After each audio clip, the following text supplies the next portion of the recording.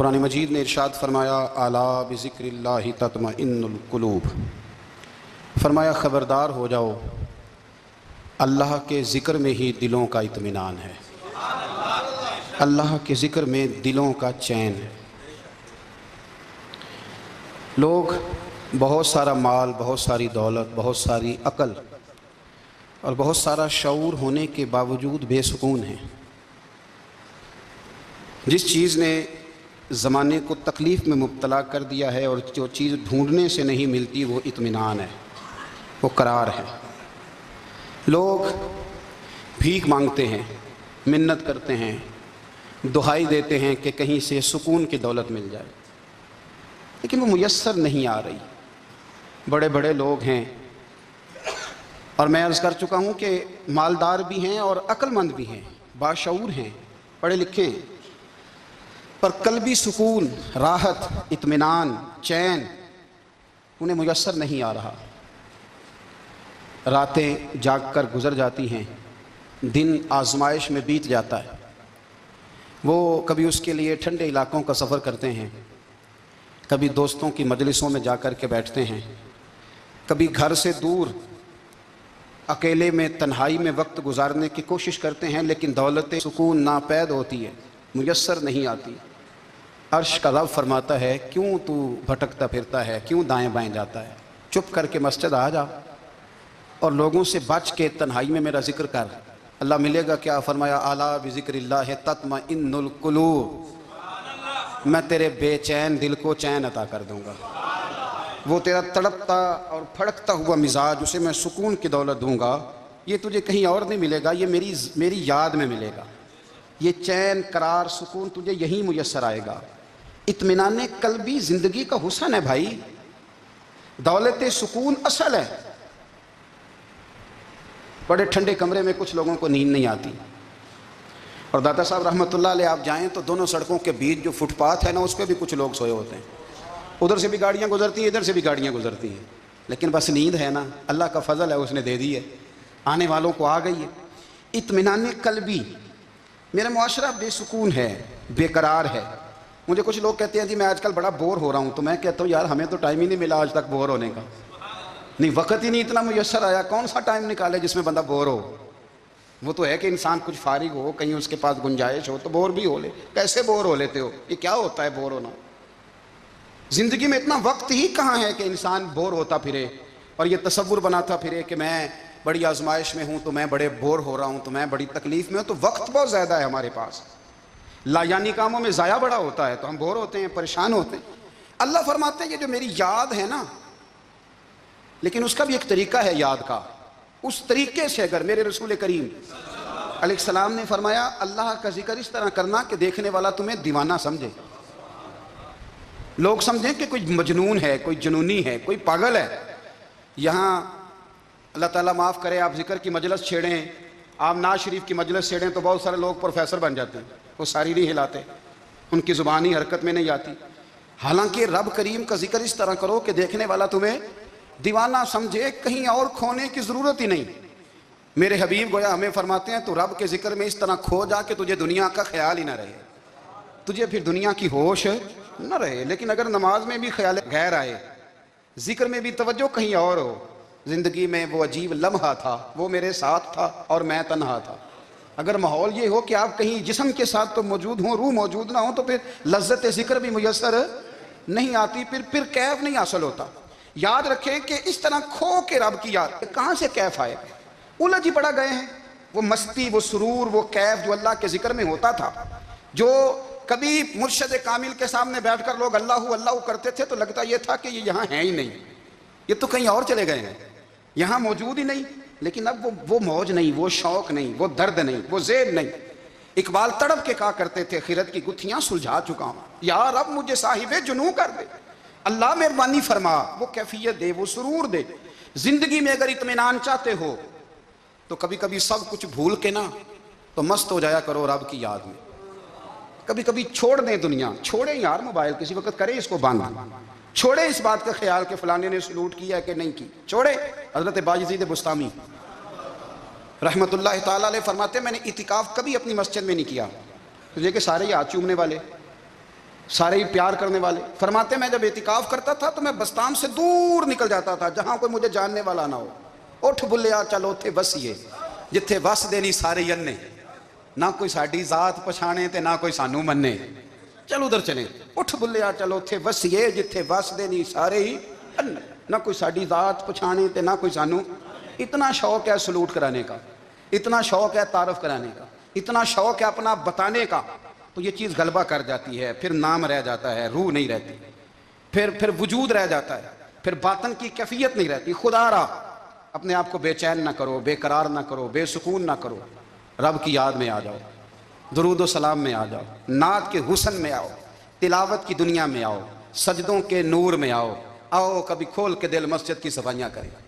آؤ آؤ نہ کبھی کوئی بوڑھا دادی نانی دادا ان کے پاس بیٹھ کے پیر دبا کے اللہ کو راضی کریں. یہ کیف والی جگہ ہیں, یہ سرور والی جگہ. اتنی بے چین ہماری زندگی ہے, بے قرار ہے, تڑپتے ہوئے لوگ, لڑتے ہوئے لوگ, ایسے لگتا ہے اب ایک دوسرے کا گریبان تھام لیں گے. بے قرار, بے چین. کسی کو انتظار کا کہا جانا کہ 10-20 منٹ کسی کا انتظار کرو, تو بعض لوگوں مجھے ایسے لگتا ہے جیسے یہ ان کا کلیجہ پھٹ جائے گا. ڈاکٹر کے انتظار میں بیٹھے ہیں تو بڑے پریشان ہیں. کسی کو ملنے گئے ہیں کو آدھا گھنٹہ بیٹھنا پڑ گیا تو بڑی دقت میں ہیں. اپنے آپ کو سکون دیں. آپ یقین کریں بڑا مزہ آتا ہے کبھی کسی کا انتظار کرنا پڑے تو 2-4 تسبیح درود شریف پڑھی جاتی ہے. یعنی ذوق بن جاتا ہے کہ چلو اللہ نے موقع دیا ہے, کوئی سرکار کو یاد کر لیں, تنہائی مل گئی. ہمارا مزاج جس سختی کا شکار ہے وہ سختی آہستہ آہستہ ہمیں زیادہ آزمائش میں ڈال گئی. تو میرے بھائی زندگی میں اطمینان حسن ہے, اور وہ سب سے زیادہ اللہ کی یاد میں ملتا ہے, وہ سب سے زیادہ رب کریم کے ذکر میں. سب سے زیادہ جو چاہتا ہے نا دل ٹھنڈا رہے, زبان میٹھی رہے, وہ مدینے والے محبوب پہ درود و سلام پڑھا کرے, وہ حضور پہ درود و سلام پڑھا کرے. زبان میٹھی رہے گی. میرا ذاتی تجربہ ہے کہ جو آدمی اپنے اخلاق سنوارنا چاہے وہ حضور پہ درود شریف پڑھے. جو اپنے اخلاق سنوارنا چاہے, طبیعت کو ٹھنڈا رکھنا چاہے, وہ درود شریف پڑھے, اس کا دل سکون میں آئے گا. کچھ کام اور ہیں زندگی میں اطمینان کے لیے, ان کا ہونا بھی بڑا ضروری ہے. سب سے پہلے اگر آپ چاہتے ہیں نا زندگی میں سکون ہو تو حقیقتوں کا سامنا کرنا سیکھیں. آپ جو ہیں وہ رہنا سیکھیں, جو آپ نہیں ہیں وہ بننے کی کوشش نہ کریں. حقیقت کا سامنا کرو گے تو زندگی اطمینان میں آ جائے. ہم نے نا بہانے بنا لیے ہیں, ہیلے بنا لیے, جھوٹ کے سہارے اپنے آپ کو اونچا کر لیا. ایک آدمی سے کہا جاتا ہے تو رشوت نہ لے, تو کہتا ہے میں غریبوں سے نہیں لیتا. تو میرا سوال یہ ہے کہ امیروں کا حساب لینے کی اللہ نے تیری ڈیوٹی لگائی ہے, تیرے ذمہ لگایا ہے کہ تو امیروں کا حساب کر, تمہیں کیا ضرورت پڑی ہے؟ ہم نا بہانہ کرتے ہیں, رشوت لینے والے کا الگ بہانہ ہے اور سفارش والے کا الگ بہانہ ہے. حقیقت کا سامنا کریں, حقیقت کا. جو میرے ذمہ داریاں ہیں وہ میں نے پوری کرنی, جو آپ کی ذمہ داریاں ہیں وہ آپ جان نہ چھڑائیں, حقیقت پسند بنیں. میرے رسول کریم پھر پڑھیے درود شریف صلی اللہ تعالی علیہ وسلم. حضور صلی اللہ علیہ وسلم نے فرمایا کہ میری بیٹی سیدہ فاطمہ الزہرا رضی اللہ تعالی عنہا صرف جنتی نہیں, جنتی عورتوں کی سردار ہے. لیکن حضور نے یہ بھی فرمایا کہ فاطمہ یہ خیال رکھنا اگر اللہ نے حساب پوچھا تو حساب تم نے خود دینا ہے. حقیقت کی طرف توجہ کرائی حضور نے. وہ صرف جنتی نہیں, جنتی عورتوں کی سردار ہیں, پر حقیقت کی جانب توجہ. میں حقیقت یہ ہے کہ اگر مالک نے حساب پوچھا تو اس کی تیاری بھی کرنی ہے. دیکھیں نا ہمیں کچھ یقین نہیں, اللہ معاف کرے کہ ہمارا حساب کیسا ہوگا, لیکن کتنے آزاد ہیں. یعنی بڑی دلیری سے بندے کہتے ہیں فجر نہیں پڑھتا جی, 3 پڑھتا ہوں جی, شاہ رہ جاتی ہے جی, کپڑے صاف, بڑی دلیری سے. اور سیدہ فاطمہ الزہرا نے ساری رات مصلی باندھ رکھا ہے, حالانکہ انہیں یقین تھا کہ رب مجھے بغیر حساب کتاب جنت دے گا. حقیقت کا سامنا کریں, جو حقوق آپ کے ہیں وہ آپ نے ادا کرنے ہیں, جو ذمہ داریاں ہیں وہ ذمہ داریاں ہیں. دیکھیں نا حضرت موسیٰ کلیم اللہ علیہ السلام کے پاس اسرائیل روح نکالنے آئے تو حضرت موسیٰ نے تھپڑ مارا, آنکھ نکال دی, واپس گئے. اللہ انہوں نے تو جلال فرمایا ہے, کہا موسیٰ علیہ السلام سے کہیے بیل کی پشت پر ہاتھ رکھیں, جتنے بال ان کے دستے مبارک کے نیچے آئیں گے اتنے 1000 سال ان کی عمر بڑھا دی جائے گی. یعنی میرے کان میں کوئی بتا دے کہ جناب 60 سال بڑھ گئی, یا آپ کے کان میں کوئی کہہ دے تو خوشی ہوتی ہے کہ نہیں؟ لیکن یہ حقیقت پسندی نہیں, اس لیے کہ 60 بھی گزر جائیں گے, 70 بھی, یہ حقیقت نہیں. حضرت موسیٰ کلیم, چلے میں مثال دیتا ہوں, سمجھ لے 10 بال, حالانکہ بہت زیادہ آتے ہوں گے, 10 بال اگر حضرت موسیٰ کے ہاتھ کے نیچے آئے تو 10,000 سال تو عمر بڑھ گئی نا. 10 یعنی 10 سال نہیں, 10 100 نہیں, 10 بہت زیادہ تھی نا. تو حضرت موسیٰ کلیم اللہ علیہ السلام سے آ کے عرض کیا گیا حضور بیل کی پشت پر ہاتھ رکھیں, جتنے آپ کے ہاتھ کے نیچے بال آئیں گے اتنے 1000 سال عمر بڑھ جائے گی. تو حضرت موسیٰ نے حقیقت پسندی والی بات کی, فرمایا پھر کیا ہوگا؟ 10,000 سال کے بعد پھر کیا ہوگا؟ کہ حضور جانا تو پھر بھی ہے، فرمایا پھر ابھی چلتے ہیں۔ اگر جانا ہے نا، جانا ہے تو پھر، اگر جانا ہے تو پھر ابھی۔ اور سجنوں اگر نماز پڑھنی ہے تو ابھی کیوں نہیں؟ اگر داڑھی رکھنی ہے تو پھر رمضان کا انتظار کیوں کریں؟ ابھی کیوں نہیں؟ اگر سچ بولنا ہے تو پھر، اگر رزق حلال کھانا ہے تو پھر انتظار کا ہے گا۔ حقیقت ہوتی ہے، بہانہ ہوتا ہے، حقیقت چھپ نہیں سکتی بناوٹ کے اصولوں سے، کیونکہ خوشبو آ نہیں سکتی کبھی کاغذ کے پھولوں سے۔ یہ بات یاد رکھیں۔ اگر جانا ہے تو حضرت کلیم فرمانے لگے پھر 10,000 سال کے بعد بھی جانا ہے تو آج بھی۔ ہمیں بے قراری زندگی میں اس لیے کہ ہم حقیقت پسند نہیں، ہم بہانوں میں، ہم ہواؤں میں جیتے ہیں، ہواؤں میں، خیالات میں زندگی گزارتے ہیں۔ بڑا ٹائم پڑا ہے، مثلاً کتنا میرے رسول کریم صلی اللہ تعالیٰ علیہ وآلہ وسلم نے ایک دن صحابہ سے فرمایا تمہیں حیا نہیں آتی؟ حضور کیا ہوا؟ فرمایا وہ والے مکان بناتے ہو جن میں تم رہ نہیں سکتے، وہ والا مال جمع کرتے ہو جو کھا نہیں سکتے، حیا نہیں آتی؟ عرض کی حضور حکم کریں۔ تو محبوب فرمانے لگے جوتے کا ایک تسمہ بند کرتا ہوں تو سوچتا ہوں دوسرا بند کرنے سے پہلے موت آ جائے گی، ایک سانس اندر جاتی ہے تو دوسرا آنے سے پہلے میں یاد کرتا ہوں کہ مجھے دنیا سے جانا ہے۔ تمہیں حیا نہیں آتی؟ وہ مکان بناتے ہو جن میں رہ ہی نہیں سکتے، وہ مال جمع کرتے ہو جو کھا۔ حقیقت پسند نہیں بھائی ہم۔ بہت سارے لوگ یہاں بڑی باتیں سناتے ہیں، بڑی، میں کہتا ہوں اصل میں نا زیادہ باتیں سنا کے نا بیچارہ اپنے آپ کو مطمئن کرنا چاہتا ہے، اصل بات یہ ہے کہ اندر سے نا ہلا ہوا ہے، کچھ بھی نہیں، بڑا زیادہ ہنستا ہے اور مجھے لگتا ہے کہ کوئی گہرا زخم چھپا رہا ہے۔ اس لیے ملمہ سازی، حقیقت پسند بنو، حقیقت پسند۔ یاد رکھنا، من ترک صلاۃ متعمدا فقد کفر، میرے رسول نے حقیقت بیان کی، فرمایا جس نے ایک نماز بھی جان بوجھ کے چھوڑی اس نے رب کے رب ہونے کا انکار کیا، اس نے کفران نعمت کیا۔ یہ حقیقت ہے، کوئی کلیریفیکیشن نہیں، کوئی وضاحت نہیں۔ جو نماز نہیں پڑھتا جھوٹ بولتا ہے، غلط بیانی کرتا ہے۔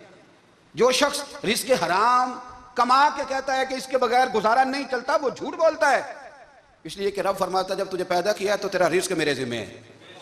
اللہ فرماتا ہے کہ لا یکلف اللہ نفسا الا وسعها، میں کسی پر وہ بوجھ نہیں ڈالتا جو اٹھا نہ سکے۔ نماز فرض کیا اس کا مطلب ہے ہم پڑھنے کے قابل ہیں، اس نے ہمارے ذمہ داریاں لگائی ہیں تو مطلب یہ ہے کہ ہم ذمہ داریاں ادا کرنے کے قابل ہیں، ورنہ وہ کہتا ہے میں وہ بوجھ ڈالتا ہی نہیں جو تجھ سے اٹھایا نہ جائے۔ اگر چاہتے ہو کہ زندگی میں اطمینان ملے تو خدا را حقیقت پسندوں والی زندگی گزارو۔ یہ فضاؤں میں زندہ رہنا، ہواؤں میں، اللہ بڑا معاف کرنے والا ہے، اللہ بڑا کریم ہے، معاف کر دے گا، تو بھئی یہ بات صحابہ کو بھی پتا تھی، یہ اہل بیت کو بھی خبر تھی، تو وہ تو ایک ایک بات کا لحاظ کرتے تھے۔ یہ غوث اعظم کو بھی پتا تھی، یہ ان کے والد کو بھی پتا تھی جنہوں نے کسی کا ایک سیب کھا لیا تھا تو 12 سال اس کے گھر میں نوکری کرتے رہے، انہیں نہیں پتا تھا اللہ بڑا کریم ہے، معاف کر دے گا، ایک سیب ہی ہے نا۔ تو حقیقت پسندی آپ کو سکون دے گی، اور اگر آپ نے اپنے آپ کو غیر مطمئن کیا ہوا ہے، بات کچھ اور ہے، اور آپ نے اپنے آپ کو ڈال کسی اور طرف لیا ہے، تو پھر آپ کو سکون مل سکتا؟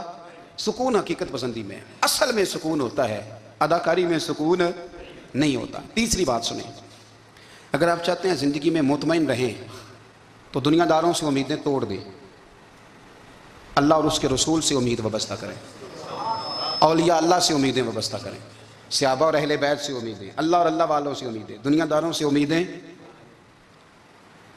آپ کو پتہ ہے دنیا دار کی تباہی کب ہوتی ہے؟ جب انہیں خوش آمدی مل جاتا ہے۔ چودھری کا بیڑا اس وقت غرق ہوتا ہے جب اسے چودھری کہنے والے زیادہ ہو جاتے ہیں۔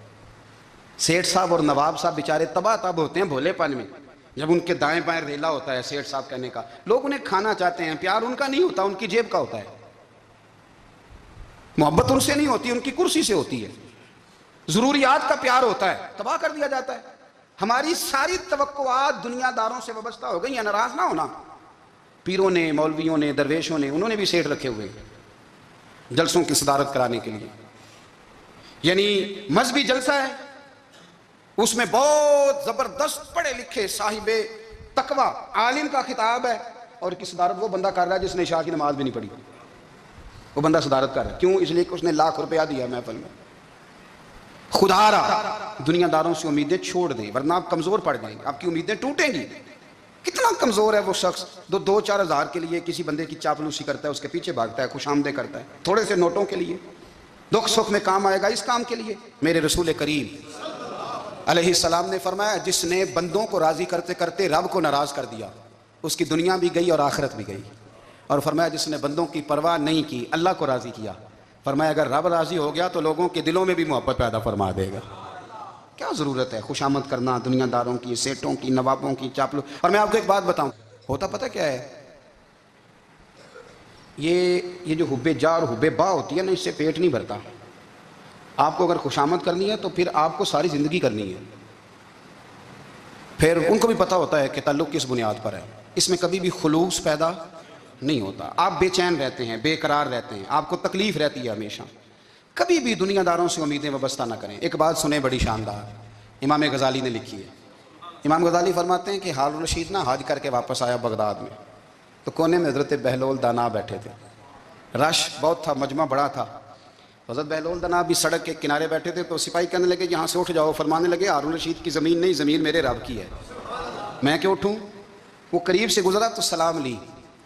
تو آپ نے اس کا پروٹوکول دیکھا تو فرمانے لگے ہارون الرشید تجھ سے تگڑے تگڑے موٹے موٹے پروٹوکول میں نے لوگوں کے دیکھے ہیں، اور یہ جو تیرے دائیں بائیں آج تیرے نعرے لگا رہے ہیں یہ پہلے ان لوگوں کے نعرے لگایا کرتے تھے. اور تھوڑا وقت گزرنے دے، جو تیرے بعد آئے گا نا یہ سارے پھر ان کے نعرے بھی لگائیں گے. تو جھوٹ کی دنیا میں زندہ ہے، ان سے تو نے امیدیں وابستہ کی ہیں، یہ کل اس کے نعرے لگائیں گے. اس کے دل پہ بڑا اثر ہوا، گھوڑے سے اتر آیا. آگے کہنے لگا حضور آپ نے مجھے بڑی اچھی نصیحت کی ہے، میرا دل بڑا ٹھنڈا ہوا ہے.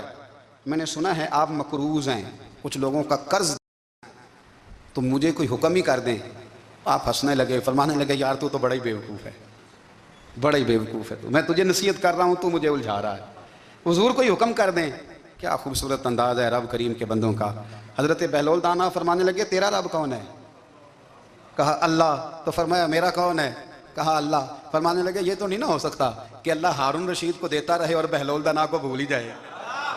یہ تو نہیں نہ ہو سکتا کہ ہارون رشید کو دیتا رہے اور بہلول دانا کو بھول جائے. فرمایا اس کا دل، اس کا ارادہ ہوا، ارادہ قدرت ہوا کہ بہلول مقروض رہنا چاہیے. تو اگر رب مجھے رکھنا چاہتا ہے، دکھ قبول محمد بخشا راضی رہن پیارے، اگر وہ چاہتا ہے میں مقروض رہوں تو میں بھی چاہتا ہوں کہ میں مقروض ہی رہوں. یہ تو نہیں نہ ہو سکتا کہ تجھے دے اور مجھے نہ دے. فرمایا میری تجھ سے کوئی امید نہیں، مجھے جب بھی دے گا میرا رب بھی دے گا، اور وہ دے گا تو پھر انشاءاللہ خزانے کھول کے دے گا.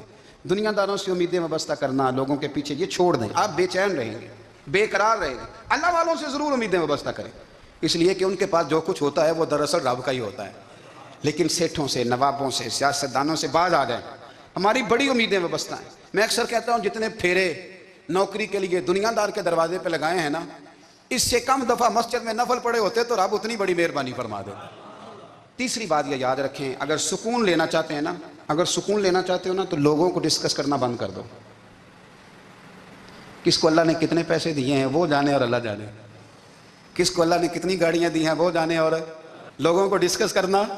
جی یعنی میں ایک جگہ بیٹھا تھا تو ایک صاحب گاڑی والا گزرا، گاڑی میں بیٹھ کے، اس کا پڑوسی تھا. کہنے لگا منہ ہے کار والا. میں کہ وہ ہے تاں ہی بیٹھا ہے. تو میں کہ سمجھانا سی نا انہوں، میں کہ توں تے میں حساب لائیے بھی ساڈے کول کوئی نہیں، وہ تے ہے. لیکن نا اللہ نے اسے دی ہے نا، تو اللہ نے چاہا نا وہ کار میں بیٹھے. تو جس نے پھٹے پہ بیٹھ کے یہ تبصرہ کیا کہ منہ ہے کار والا، میں کہ وہ تے ہے تاں کار ہے تھے. اب مجھے اور تجھے اندازہ لگانا چاہیے کہ ہم کیا یہ بحث ہے. یعنی اللہ کو چاہیے تھا معاذ اللہ کے پہلے تجھ سے پوچھتا کہ اسے کار دینی ہے کہ نہیں. کیا مطلب فضول بحث ہے. وہ چیز ہمیں اتنا تنگ کرتی ہے، اتنی تکلیف دیتی ہے کہ آپ یقین کریں سارا دن اسی کو ڈسکس کرتے ہیں. سارا دن اس کے پاس گاڑی ہے، اس کے پاس کار ہے، فلانے کا پیسہ 1 نمبر ہے، فلانے کا 2 نمبر ہے، فلانے کا 6 نمبر ہے. اصل بات کے اندر حسد ہے، اس کو نکالو. ایک بات کہنے لگا ہوں، اسے یاد رکھنا. میرے اعلیٰ حضرت رحمۃ اللہ علیہ فرمایا کرتے، حسد کرنے والا بندوں پر اعتراض نہیں کرتا، اللہ پر اعتراض کرتا. وہ کہتا ہے اللہ اسے کیوں دیا ہے، اتنا کیوں دیا ہے، معاذ اللہ وہ اللہ کی تقسیم پر اعتراض کرتا. حسد کرتے ہو بے چین رہو گے. حسد آپ کے دل کو تڑپا کے رکھ دے گا. چھوڑے، اللہ بڑا کریم ہے، جس کو جہاں چاہتا ہے وہاں بٹھا دیتا ہے. آپ قطعاً اس بحث میں نہ پڑے کہ اللہ نے کس کو کتنا دیا ہے، کب دیا ہے، کیوں دیا ہے. وہ بڑا بے نیاز ہے. حسد آپ کو تباہ کرے گا. دنیا میں پہلا گناہ جو ہوا تھا وہ حسد تھا. ابلیس نے حضرت آدم سے حسد کیا، کہنے لگا میں بہتر ہوں، سرداری اس کو مل رہی ہے، یہ تو اللہ کو پتہ ہے نا کس کو دینی ہے. اور دنیا میں پہلا قتل حسد کی وجہ سے ہوا. حابیل قابیل کے درمیان حسد کا معاملہ تھا. خاتون کا نکاح اس سے کیوں ہو رہا ہے، مجھ سے ہونا چاہیے. حسد تباہی کرتا. آپ یقین کریں، یعنی دکاندار کے سامنے دوسری دکان پڑتی ہے اور پریشان ہو جاتا ہے. وہ کہتا ہے میرا کیا بنے گا، لا حول ولا قوت الا باللہ العلی العظیم. یعنی تیرا کا خیال ہے کہ تیرے حصے کی روٹی وہ کھا جائے گا. اتنا چھوٹا دل. نہیں، تیرا موقع یہ ہے کہ تیرے حصے کا نصیب اس تک چلا جائے گا، یہ تیری خواہش ہے۔ ایک دوسرے کی کمزوریاں بیان کرنا، اس کا تو مال ہی ناقص ہے جی، اس کے تو پاس ہی کچھ نہیں، یہ تو کمزور لوگوں کا طریقہ ہے۔ میرے رسول کریم علیہ السلام گزر رہے تھے، پت جھڑ کا موسم تھا، خزاں کا موسم تھا، درختوں کے پتے جھڑ رہے تھے، صحابہ کو ساتھ لے کے حضور گزرے اور ایک درخت کی ٹہنی کو پکڑ کے حضور نے ہلایا۔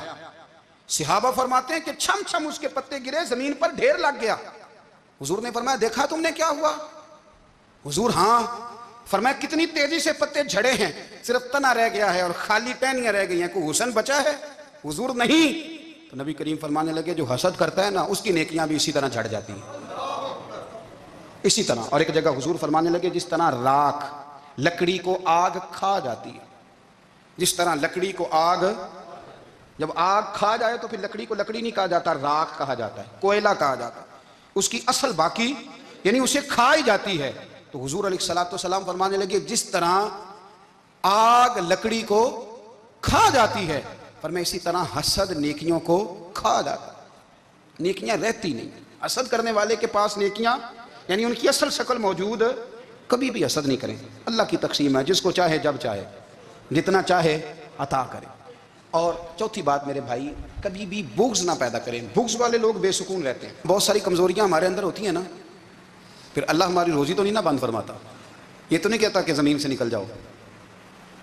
اگر یہی والا معاملہ ہو جو ہمارا ہے کہ شادی پہ اس نے میرے ساتھ برا سلوک کیا تھا، اب ساری زندگی بغض رکھنا ہے، اگر یہی معاملہ فرشتے اللہ کی بارگاہ میں کہیں کہ یا اللہ اس نے فلانے دن شراب پی تھی، اب اس کو زمین میں نہیں رہنے دینا، نظام زندگی چلے گا؟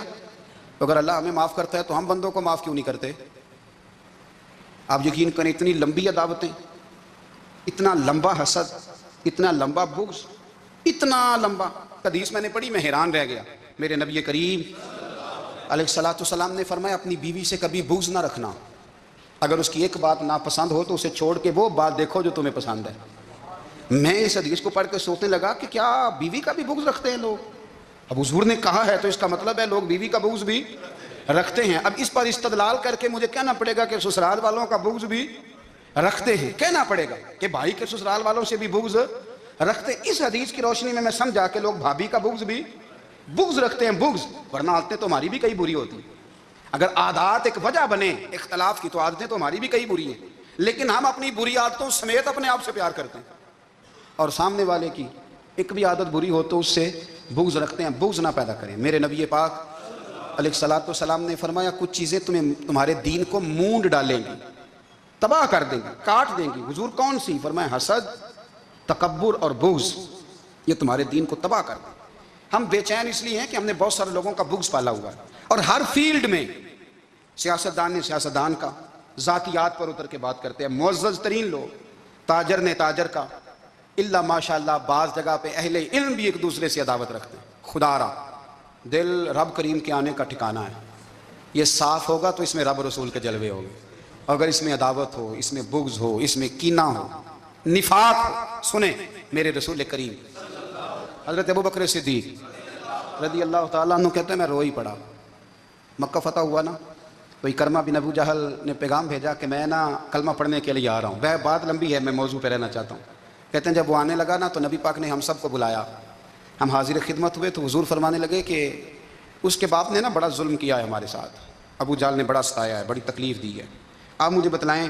تو وہ ایک دفعہ کسی شادی پہ بحث ہوتی ہے بیوی کے بھائی کے ساتھ، پھر ساری زندگی اس بیچارے کو معافی، وہ 10 دفعہ گھر آتا ہے معافی مانگنے پر سوال ہی نہیں پیدا ہوتا، میں ہو مجھے ہی کہہ دیا، یعنی پھر میں مجھے ہی کہہ دیا آپ نے، اور میری شان میں بے ادبی، اور پھر میں معاف کر دوں؟ توبہ توبہ توبہ، یہ کیسے ہو سکتا ہے؟ میری ناک نیچی ہو جائے گی، اور آپ نے مجھے کہہ دیا، سوال ہی نہیں پیدا ہوتا۔ اور یہ رونا میں اکثر ہوتا ہوں کہ شادی والے دن داماد صاحب کا زیادہ دماغ خراب ہوتا ہے، جب چھوٹی سالی کی شادی ہوتی ہے نا، اس دن اس کو بخار چڑھتا ہے، کوئی اس کو کان میں کہتا ہے تیری عزت نہیں کر دے گا، اس دن اس کا دماغ خراب ہو جاتا ہے، بچے اٹھا کے نکل آتا ہے، وہ بیچارہ سسر منتیں کر رہا ہوتا ہے کہ تیری مہربانی آ جا، یہ عزت کرا رہا ہے۔ تو میں نے کہا احتجاج کر کے جو عزت کرائی جاتی ہے وہ عزت نہیں ہوتی۔ ہاں یہاں مانگ کے عزت لیتے ہیں لوگ، یا احتجاج کی کوئی عزت ہے؟ آپ کے اندر کمالات اتنے ہوں کہ آپ کی عزت کرنے کو دل چاہے، یعنی مزہ آئے، یعنی لطف آئے، یعنی آپ دور بیٹھے ہوں تو کسی کا دل کرے آپ کو اسٹیج پہ بلانے کے لیے۔ یہ کیا بات ہوئی کہ چھائے جانا اور بھاگ کے آگے جانا؟ ان سے نکلیں۔ اکرمہ بن ابو جہل کلمہ پڑھنے کے ارادے سے آ رہے ہیں، حضور علیہ السلام نے صحابہ کو بلایا، کتنی زیادہ دعوت رکھی جا سکتی تھی معاذ اللہ؟ کب سے وہ چلا تھا ظلم کرنے، اور اس کے بعد اس کا بیٹا شروع ہو گیا. کتنی باتیں تھیں جو ناقابل معافی تھیں، پر کریم رسول نے ہمیں بتلایا ہے کہ سکون والی زندگی کہتے کس کو ہے. جب سب لوگ جمع ہو گئے تو حضور نے فرمایا بھائی وہ کلمہ پڑھنے آ رہا ہے، اس کے باپ نے ظلم بڑے کیے ہیں، پر میری نصیحت یہ ہے کہ اس کے سامنے اس کے باپ کو کوئی برا نہ کہے. خبردار کوئی اس کے سامنے کوئی بات نہ کرے. اب وہ کلمہ پڑھنے آ رہا ہے، مطیع ہو کے آ رہا ہے، بان کے آ رہا ہے. کہتے ہیں اللہ کے رسول نے نا کافی دیر تک خطبہ دیا، بریفنگ دی، بات سمجھائی. جناب صدیق اکبر کہتے ہیں میں رو پڑا. ایک صحابی مجھے کہنے لگے تمہیں کیا ہوا؟ تو میں نے کہا میں مصطفیٰ کی رحمت پہ رو رہا ہوں. دیکھو کن کے لیے حضور گراؤنڈ بنا رہے ہیں، دیکھو کن کے لیے حضور تیاری کر رہے ہیں، جنہوں نے ساری زندگی دشمنی کی. خدا را یہ اندر سے عداوت کے نکال پھینکو. او بھائی اتنا تو لمبا ٹائم ہی کوئی نہیں، اتنا تو وقت ہی کوئی نہیں، اس کو صاف رکھو. بندہ کوئی کر بھی گیا تو کوئی حرج نہیں. چنگی مندی سجنا کھولو 100 واری ہو جاندی، یار یاراں دا گلا نہیں کر دے. اصل پریت یار یاراں دا جڑا گلا کردا جے یار نہیں جے ہوندا. ہاں پکی بات، پکی پیڑی. میرا ایک سنگی مجھے آ کے آنے لگا فلانی جگہ بندہ یہ بات کر رہا تھا. میں کہ تو اوتھے ہی سیں سوندا سیں، تم ہی نال ہی سیں. میرا تو سجن بات سن ہی نہیں سکتا. چنگی مندی سجنا کولوں 100 واری ہو جاندی، یار یاراں دا گلا نہیں کر دے. اصل پریت جنہ دی. ہاں جو بندے پھر ہوتے اس طرح کے ان کے لیے بھی میاں صاحب نے کہا ہے، ان کے لیے بھی میاں صاحب نے کہا ہے، ان کے لیے بھی آپ نے بات ارشاد فرمائی ہے. آپ نے فرمایا چنگا ہویا لڑ نیڑیوں چھٹا، کتے عمر نہیں لنگی ساری. بے قدراں دی یاری کولوں توبہ لکھ لکھ واری. او چنگا ہویا لڑ نیڑیوں چھٹا، کتے عمر نہیں لنگی ساری. جو اس طرح کا تھا نا شکوے کرنے والا، بغض رکھنے والا، فرمایا بے قدراں دی یاری کولوں توبہ، یعنی لاکھ تلاک کنے ہو گئے؟ یعنی 2 لاکھ واری توبہ کی تھی انہوں نے، گنی نہیں جا سکتی جتنی میاں صاحب نے توبہ کر دی. بے قدرے دوست، بے قدراں دی یاری کولوں توبہ لکھ لکھ واری. چنگا ہویا لڑ نیڑیوں چھٹا، کتے عمر نہیں لنگی ساری. تو مہربانی کریں، ایک تو اگر آپ مطمئن رہنا چاہتے ہیں تو کبھی کبھی نا مست ہو کے ذکر الہی کریں. مست ہو، وہ والا ذکر نہیں جس میں آپ موبائل بھی دیکھ رہے ہیں اور کہانیاں بھی. میرے سامنے کو بندہ جمعے والے دن یا تقریر کے درمیان تسبیح لے کے بیٹھ جائے تو میں اس سے پوچھتا ہوں تو دو کام ایک ٹائم جی میں پہ کرنا ہے. میری بھی بات سن رہے ہو، تسبیح پڑھی تو ممکن ہی نہیں. تسبیح تو تسبیح ہے، جب وہ ہوگی تو پھر کوئی اور کام سوال ہی نہیں پیدا ہو. ایک تو ذکر کریں محو ہو، دوسری بات حقیقت کا سامنا کریں. آپ اگر مطمئن رہنا چاہتے ہیں تو حقیقت پسند بنیں. تیسری بات حسد چھوڑ دیں، دوسروں کو ڈسکس کرنا چھوڑ دیں. آپ یہ دیکھیں کہ اللہ نے مجھے کیا کچھ دیا، اس پہ راضی رہیں. اور چوتھی بات عداوت چھوڑ دیں، سینے میں کینہ چھوڑ دیں. آپ کی زندگی مطمئن ہو جائے گی، آپ خوشحال رہیں گے. وہ جو آپ لفظ کہتے ہیں نا کہ میں بور ہوں، میں پریشان ہوں، اس سے آپ نکل آئیں گے. اللہ ہمیں محبوب کی غلامی میں زندہ رکھے، غلامی میں موت.